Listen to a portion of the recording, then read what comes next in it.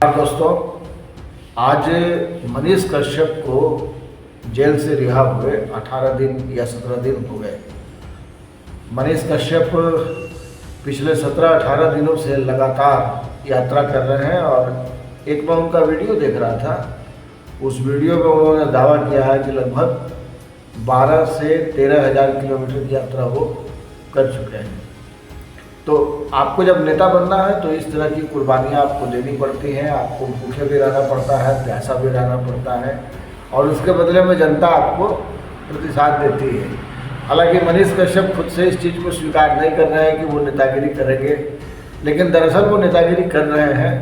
मनोज तिवारी का आना, भारतीय जनता पार्टी का कमेंट करना, टिप्पणी करना, ये सारी बातें बहुत साफ साफ है कि वो नेतागिरी कर रहे हैं और कोई बुराई नहीं है, करना चाहिए। उनके साथ अगर लगता है कि अन्याय हुआ है तो उनको अपनी आवाज़ उठाने का पूरा अधिकार है।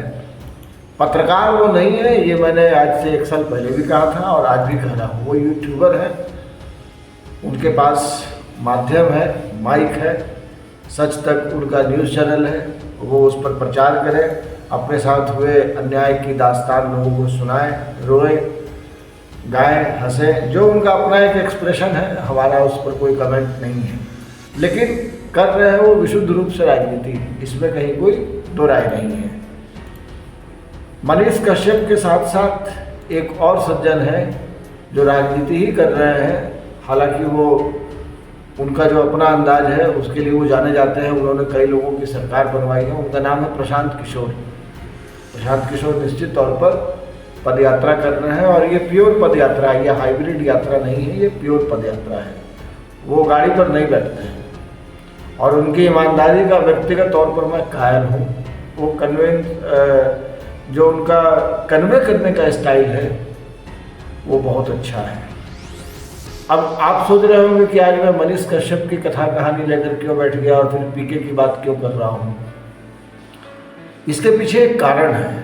बिहार सरकार में जो चीज़ें चल रही है, बिहार सरकार के 2 ध्रुवों की चर्चा मैं कर रहा हूँ, एक नीतीश कुमार की और दूसरा राष्ट्रीय जनता दल की। मैं तेजस्वी का नाम नहीं लेना चाहता और मैं ले भी नहीं रहा हूँ, राष्ट्रीय जनता दल को आप समझिए। तो जेडीयू और आरजेडी, मेरे पास इस तरह की सूचनाएं बहुत पहले भी आई थी कि मनीष कश्यप के खिलाफ एनएसए वगैरह की जो बात चली थी, इसके लिए जेडीयू तैयार नहीं था। ये आरजेडी का ही प्रेशर टैक्टिक्स था कि मजबूरी में इसकी अनुमति देनी पड़ी और एनएसए लगाया गया। मनीष कश्यप ठीक कहते हैं कि अगर एनएसए नहीं होता तो संभवतः वो 1-2 महीने में जमानत पर आ जाते। अब एनएसए था तो उनको दिक्कत हुई। इसके पीछे का कारण क्या है? इसके पीछे का कारण ये है कि मनीष कश्यप ने सैकड़ों वीडियो ऐसे बनाए जो आरजेडी के, लालू के, तेजस्वी के, तेज प्रताप के खिलाफ थे और वो सही थे, उसको आप गलत नहीं कह सकते। प्रशांत किशोर भी क्या कर रहे हैं? प्रशांत किशोर आरजेडी को भी ब्लेम कर रहे हैं, जेडीयू को भी ब्लेम कर रहे हैं और उनका मानना है कि 30-32 साल तो इन्हीं दोनों ने सरकार चलाई। अगर 30-32 साल आरजेडी ने, जेडीयू ने बीजेपी के साथ मिल करके या इन दोनों ने जैसे आज सरकार चला रहे हैं उस तरीके से सरकार चलाई, तो क्या रीजन है कि बिहार का डेवलपमेंट नहीं हुआ? उनके सवाल बड़े सटीक हैं। आप उन सवालों की तासीर को समझेंगे तो आपको लगेगा कि प्रशांत किशोर भी जगाने का काम कर रहे हैं। बेसिक फर्क है दोनों में। किसमें? मनीष कश्यप में और प्रशांत किशोर में। मैं इन दोनों के बीच में कोई तुलना नहीं कर रहा हूँ, दोनों अतुलनीय हैं। मनीष कश्यप का हिसाब किताब अलग है, प्रशांत किशोर का हिसाब किताब अलग है। दोनों की अपनी टैक्टिक्स है। प्रशांत किशोर वेटरन है, उनके जैसा इस देश में कोई नहीं है। आज कुछ लोग हैं जो सेफोलॉजिस्ट का काम कर रहे हैं या चुनाव प्रबंधन का काम देख रहे हैं। प्रशांत किशोर उनसे बहुत आगे निकल चुके। प्रशांत किशोर के पहले कोई नहीं था और प्रशांत किशोर के बाद जो है वो उनकी टीम के ही आईपैक के ही कुछ लड़के हैं जो अपना काम कर रहे हैं, अच्छा काम कर रहे हैं, अच्छा काम कर रहे हैं। इन दोनों ने मिलकर के जिस तरीके से बिहार सरकार को घेरा है, जिस पॉलिटिक्स की बात की है, जिस पॉलिटिकल डिबेट को इन लोगों ने छेड़ा है, वो दरअसल गौर करने लायक है। आने वाले दिनों में मार्च अप्रैल में चुनाव होने हैं लोकसभा के, और जन सुराज यानी कि जो संगठन बनाया है प्रशांत किशोर ने, तो हो सकता है वो किसी उम्मीदवार को समर्थन दे सकते हैं। लेकिन इस बात की प्रबल संभावना है कि भारतीय जनता पार्टी मनीष कश्यप को किसी क्षेत्र से टिकट दे दे लोकसभा का। थोड़ा सा समझिए, थोड़ा सा आपको समझने की ज़रूरत है कि मैं मनीष कश्यप को लोकसभा भेजने की बात क्यों कर रहा हूँ। जिस दिन 9 महीने के जेल से कैद से मनीष कश्यप की रिहाई होती है, उस दिन मनीष कश्यप जब बेऊर जेल से निकलते हैं तो एक रात पहले ही से बैठे हुए सैकड़ों लोग उनके समर्थन में नारे लगाते हैं। मैक्सिमम लोग वो हैं जिनको कभी मनीष ने ऑर्गेनाइज किया होगा, शब्दों के माध्यम से, धन के माध्यम से उनकी समस्या को उजागर किया होगा। लेकिन कुछ लोग ऐसे भी थे जो पॉलिटिकल रहे हैं, बीजेपी से भी उनका संबंध रहा है, कुछ कांग्रेस के भी लोग थे। ये वीडियो में मैंने देखा था और कई और लोगों ने उन वीडियोस को दिखाया, हालांकि वो वायरल नहीं हुए। तो मैं खोजूंगा तो कहीं ना कहीं वो चीज़ें हमको मिल जाएंगी। अब उसके बाद वो सीधे दशरथ मांझी का जो गांव है गया वाला, वहाँ पहुँच रहे हैं। बेऊर से गया जाने का क्या मतलब है भाई? फिर आप अपनी माता जी के पास जाते हैं, अपने घर जाते हैं, तमाम तरह की बातें होती हैं। तो आपको अगर पॉलिटिक्स नहीं करना था, आप जेल की सज़ा काट करके आ रहे हैं, तो आप क्या करते? आप सीधे गाड़ी लेते और बिना किसी शोर शराबे के, बिना किसी हंगामे के चुपचाप अपने घर पहुंच जाते। एक कैदी जिसकी रिहाई होती है बेऊर जेल से या किसी भी जेल से, वो इस तरीके का रोड शो और तमाम तरह की चीज़ें ऑर्गेनाइज नहीं करता है। वो सीधे भागता है अपने घर की ओर कि यार उसके घर में परिवार है, बीवी बच्चे हैं, तमाम तरह के लोग हैं। लेकिन इनका तो शो, इन्होंने खुद ही कहा है वीडियो में कि भाई हम तो सुबह चले और रात में अपने घर पहुंचे हैं। रात में अपने घर पहुंचे हैं तो क्यों पहुंचे हैं भाई? बेऊर जेल से आपके घर की दूरी कितनी दूर है? अगर हम बेतिया की बात कर लें, जहाँ से शायद वो बेतिया से ही रहने वाले हैं, अगर वो मैं गलत हूँ तो आप मुझे करेक्ट कर दीजिएगा, तो वो डिस्टेंस कितना है? और क्या उस डिस्टेंस को पूरा करने में आपको 15-16 घंटे लग गए? वो इसलिए लग गए, ऐसे आप जाते हैं नॉर्मल तरीके से तो आप 4 से 5 घंटे में पहुंच जाते हैं, सड़कें ठीक ठाक है, अच्छी है। लेकिन चूंकि आपको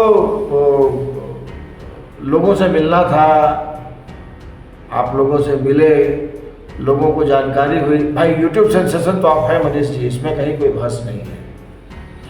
आपका मैं भी सब्सक्राइबर हूँ, ये मैंने अपनी किताब में भी लिखा है और अभी ऑन द रिकॉर्ड एक्सेप्ट कर रहा हूँ कि सच तक जब आपने बनाया था तो उसके प्रारंभिक कुछ सब्सक्राइबर्स में मैं भी हूँ, क्योंकि आप जिन चीज़ों को लेकर के चल रहे थे वो बहुत ज़रूरी थे और वो सही थे।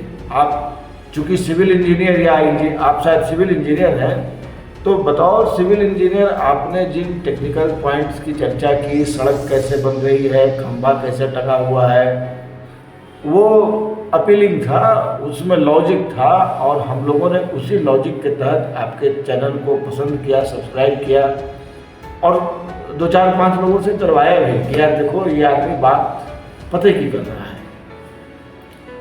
लेकिन आपको 15 से 16 घंटे अगर घर पहुंचने में लग रहे हैं तो इसका मतलब ये है कि आपका इंटरेस्ट कुछ और था। आप हर जगह गए, हर जगह जा करके आपने सरकार को गालियाँ दी। गालियाँ देने का मतलब माँ बहन की गाली नहीं होता है, गालियाँ देने का मतलब आलोचना करना होता है। आपने बार बार बताया कि भाई आपके साथ ज़्यादती हुई है, अन्याय हुआ है। तो आप जब बाहर निकलते थे सुनवाई के लिए, आपको जब कोर्ट ले जाया जाता तब भी आप यही बात कहते थे। आप अपनी माँ की बात करते थे, तो माँ किसी की भी हो, आपकी माँ मेरी माँ तो रही नहीं, तो माँ तो पूज्य होती है, लेकिन उसको बीच में नहीं रहना चाहिए था, ऐसा पर्सनली मुझे लगता है। दूसरा, आपका अगर ये इंटरेस्ट नहीं होता, आप अपना पावर डेमोन्स्ट्रेशन नहीं करना चाहते, तो आपको इतना लंबा चौड़ा करने की आवश्यकता नहीं थी। आप जगह जगह जा रहे हैं, आप दिल्ली भी पहुंच गए, आप हरियाणा भी पहुंच गए, वहाँ आपने एक और नई माँ से परिचय कराया। तो जो हरियाणा की रहने वाली है, जिन्होंने आपको रोटी खिलाया और सब्जी भी खिलाई, तो जो नहीं समझ रहे हैं उनको समझने की ज़रूरत है कि मनीष कश्यप शुद्ध रूप से राजनीति कर रहे हैं और इसमें कोई बुराई नहीं है। बस डंके की चोट पर कहिए कि हाँ भाई, हम राष्ट्रवादी आदमी हैं, नेशनलिज्म हमारे रग रग में बंधा हुआ है, भाव बह रहा है, हम विचारधारा को लेकर के कट्टर है। कौन रोका आपको? कोई नहीं रुकेगा। लेकिन ये जो छद्म तरीके से आप चीज़ों को लेकर के चल रहे हैं कि ये माइक मेरा साथी है, माइक आपका साथी पहले भी था। माइक आपका साथी तब तक रहेगा जब तक आप उसको बना के रखेंगे, लेकिन आप अगर माइक के आड़ में राजनीति करेंगे तो वो थोड़ा सा गड़बड़ है। आपको प्रशांत किशोर जी से शिक्षा लेनी चाहिए। उन्होंने डंके की चोट पर कहा कि अभी मैं कोई पार्टी नहीं बना रहा हूँ और जब तक पूरे बिहार को नाप नहीं लूँगा तब तक कोई पार्टी नहीं बनाऊंगा। बिहार सरकार इन दोनों से कैसे निपटेगी ये शायद सरकार को अभी भी नहीं मालूम है। मनीष कश्यप की सभाओं में हजारों लोग जुट रहे हैं, प्रशांत किशोर की सभाओं में हजारों लोग जुट रहे हैं और ये दोनों सरकार की आलोचना करने वाले लोग हैं। अगर सरकार की आलोचना में एक आलोचना गर्म है, एक आलोचना नरम है, आलोचना का तरीका अलग अलग होता है। एक गर्म है जिसका नेतृत्व मनीष कश्यप कर रहे हैं, एक तार्किक और नरम है जिसकी नुमाइंदगी आप कर सकते हैं प्रशांत किशोर कर रहे हैं। तो सरकार इनसे कैसे निपटेगी इसका कोई हिसाब किताब सरकार के पास फिलहाल नहीं दिख रहा है। तो प्रशांत किशोर और मनीष कश्यप दोनों सरकार के लिए परेशानी का सबब है और दोनों अपने अपने क्षेत्र में बढ़िया काम कर रहे हैं, इसमें कहीं कोई दो राय नहीं है। अब देखते हैं कि आने वाले दिनों में, खास करके अगले 4 महीनों में इन दोनों का रुख क्या रहता है। एक तो मान करके चलिए कि लोकसभा का चुनाव लड़ेंगे, उनको लोग लड़वा देगा चुनाव और वो बीजेपी से ही चुनाव लड़ेंगे, ऐसा मुझे लगता है। मैं कोई भविष्यवाणी नहीं कर रहा हूँ, मतलब जो अब तक मैंने देखा है उसके आधार पर कह रहा हूँ। और लड़ना चाहिए, मेरा ये मानना है कि इलेक्शन लड़ना हर व्यक्ति का अपना एक राइट है और क्या बुराई है। चूँकि चीज़ों को समझ रहे हैं तो चीज़ों को समझने के बाद तो आदमी को अपनी बात रखनी चाहिए, पर छद्मता के साथ नहीं, डंके की चोट पर आइए कि हाँ साहब, हम बीजेपी को सपोर्ट करते हैं, बीजेपी हमको सपोर्ट कर रही है। हमने भारतीय जनता पार्टी को ये दिखाने की भी कोशिश की है कि हमारे साथ लोग हैं और आप हम पर अगर भरोसा करते हैं तो हम आपको निराश नहीं करेंगे। इसमें कोई बुराई नहीं है और आप जीतेंगे तो लोकसभा में कम से कम बिहार को लेकर के डिस्कशन करने वाला एक मजबूत आदमी जाएगा। हमारी शुभकामनाएं हैं, जीतिए और बिहार का नाम बुलंद कीजिए। इस वीडियो में इतना ही साथियों। अगर वीडियो पसंद आया हो तो लाइक, सब्सक्राइब और शेयर कर लीजिएगा।